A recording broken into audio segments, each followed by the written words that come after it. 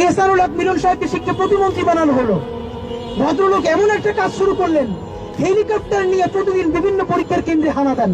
এই দেখা যায় বরিশাল, এই তারপরে রংপুর, কাউকে সাথে না নিয়ে কেন্দ্রের সামনে দিয়ে লাফ দিয়ে পড়ে গিয়ে গ্রেফতার করে।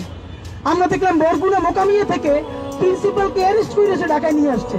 আমার জীবনের খুব একটা গল্প মনে আছে, পলিটিক্সটা ছোটবেলা থেকে আমার মধ্যে ছিল, এটা অনেক গল্পে বলেছি। চায়না মাঠে খেলতে গেছি, আমাদের মাদ্রাসার সামনে যে কেন্দ্র, কাউরে না পাইয়া বাসায় ফিরবো, পরীক্ষা চলে, তখন দেখি ছোট্ট একটা হেলিকপ্টার নিচের দিকে পড়তেছে। আমার হঠাৎ মনে হলো, কিরে এহসানুল হক মিলন উনি তো বিভিন্ন জায়গায় যায়, এইটা কি এইটা নাকি? দৌড়ে গেলাম। আমার আজও মনে আছে, মিলন ভাইয়ের মনে আছে কিনা, উনি তখন খুবই ড্যাশিং, দেখতে খুব সুন্দর, একটা ব্লু কালারের শার্ট।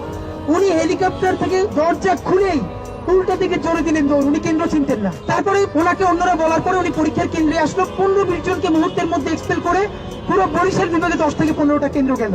দেখেন বাংলাদেশের মিডিয়ার কাজ কি।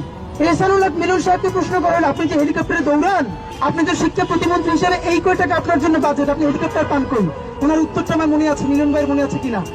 মিলন ভাই বলল, আমি আমেরিকায় ছিলাম এবং আমার পুরো পরিবার আমেরিকায় থাকে, আমার বরাদ্দের বাইরে দেশের উন্নয়নের জন্য